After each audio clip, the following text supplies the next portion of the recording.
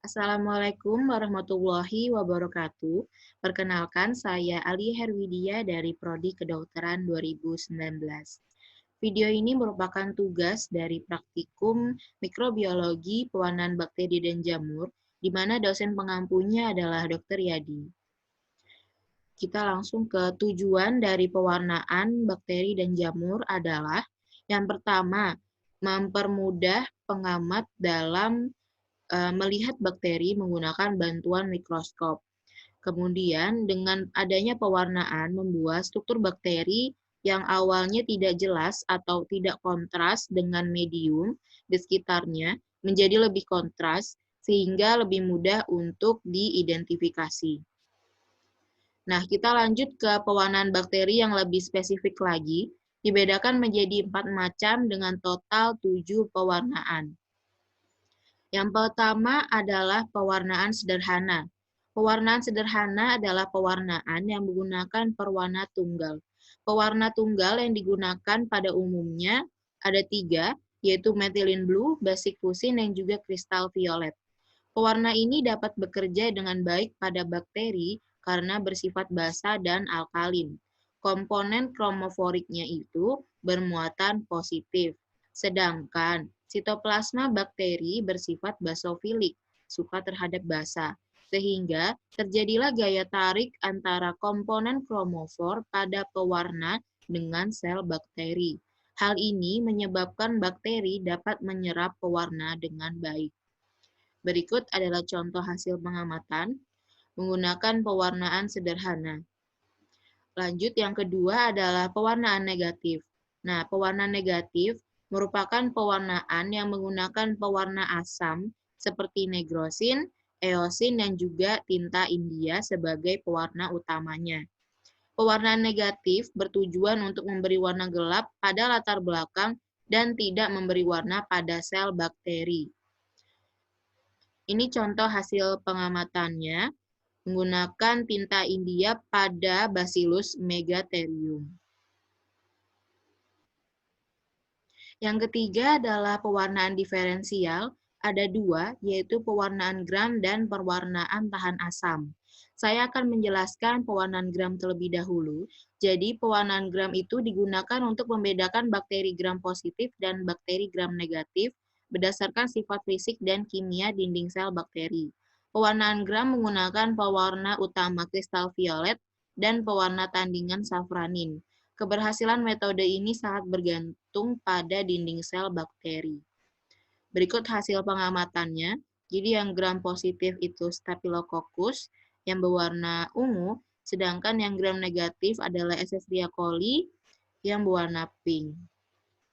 Nah, pewarnaan gram pada jamur hampir sama perlakuannya. Sebelumnya kita perlu ketahui bahwa jamur itu terdapat 2 jenis, yaitu mold dan yeast. Mold atau kapang adalah jenis jamur yang multiseluler. Struktur morfologinya terdiri dari stolon, sporangia atau kantung spora, dan miselium. Kemudian ada yeast atau kamir adalah fungi yang bersifat uniseluler. Berbeda dengan mold, yeast tidak memiliki miselium berfilamen karena strukturnya jauh lebih sederhana. Proses pewarnaan gram pada fungi dapat digunakan untuk mendeteksi komposisi penyusun berdasarkan reaksi yang terjadi. Menurut pewarnaan gram, fungi yang termasuk dalam yeast termasuk dalam gram positif, sementara fungi yang memiliki hifa atau mold termasuk dalam gram negatif. Hal tersebut dapat terjadi akibat perbedaan ketebalan dinding sel kedua jenis fungi. Lanjut ke pewarnaan selanjutnya, masih pewarnaan diferensial, yaitu pewarnaan tahan asam. Beberapa spesies bakteri tidak dapat diwarnai dengan pewarnaan sederhana. Namun, mikroorganisme ini dapat diwarnai dengan menggunakan karbofuksin yang dipanaskan. Panas membuat pewarna dapat terserap oleh sel bakteri karena panas dapat menghilangkan lapisan lilin pada dinding sel bakteri. Sekali bakteri tahan asam menyerap karbofuksin, maka akan sangat sulit untuk dilunturkan dengan asam alkohol. Oleh karena itu, mereka disebut bakteri tahan asam. Ini contoh hasil pengamatannya. Kemudian, macam pewarnaan yang terakhir adalah pewarnaan struktural yang terdiri dari 3 pewarnaan, yaitu endospor, flagel, dan juga kapsul. Pewarnaan endospor. Pewarnaan endospor itu melihat struktur spora yang terbentuk di dalam tubuh vegetatif bakteri. Dalam pengamatannya, endospora bakteri ini diperlukan pewarnaan tertentu yang dapat menembus dinding tebal spora. Contoh dari pewarnaan yang dimaksudkan adalah penggunaan larutan hijau malakit dengan konsentrasi 5%, dan untuk memperjelas pengamatan, sel vegetatif juga diwarnai dengan larutan safranin konsentrasi 0,5%, sehingga sel vegetatif ini berwarna merah, sedangkan spora berwarna hijau. Ini contoh hasil pengamatannya. Jadi bisa dilihat bahwa spora itu biasanya terletak di tengah sel vegetatif, dan kalau dikasih warna itu lebih menonjol dibandingkan sel vegetatifnya. Kemudian selanjutnya ada pewarnaan kapsula. Beberapa jenis bakteri mengeluarkan bahan-bahan yang amat berlendir dan lengket pada permukaan selnya dan melengkungi dinding sel. Pewarnaan kapsul dilakukan dengan menggabungkan prosedur dari pewarnaan sederhana dan pewarnaan negatif. Pewarnaan kapsul menggunakan pewarna kristal violet dan sebagai pelunturnya adalah koper sulfat. Kristal violet memberikan warna ungu gelap terhadap sel bakteri dan kapsul. Namun, kapsul bersifat non-ionik, sehingga pewarna utama tidak dapat meresap dengan kuat pada kapsul bakteri. Copper sulfat bertindak sebagai peluntur sekaligus counter stain, sehingga mengubah warna yang sebelumnya ungu gelap menjadi biru muda atau pink. Ini contoh hasil pengamatannya. Jadi, kapsulnya itu yang berwarna putih-putih, sedangkan bakterinya yang berwarna pink. Kemudian pewarnaan flagel.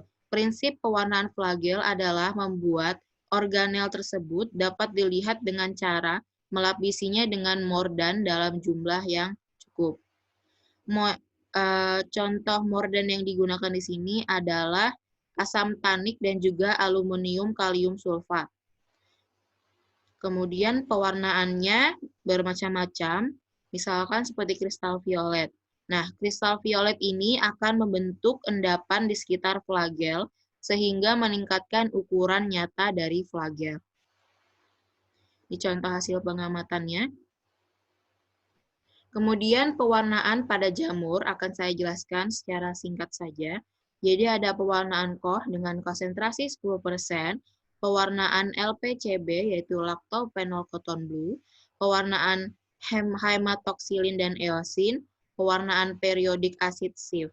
Nah, apabila jamur tidak dapat diwarnai dengan pas, maksudnya kurang terlihat, terkadang ada juga alternatif yang lebih bagus, yaitu pewarnaan GMS atau Gomori Methenamine Silver. Ini contoh hasil pengamatannya. Baik, sekian dari saya. Terima kasih sudah menonton videonya sampai akhir. Assalamualaikum warahmatullahi wabarakatuh.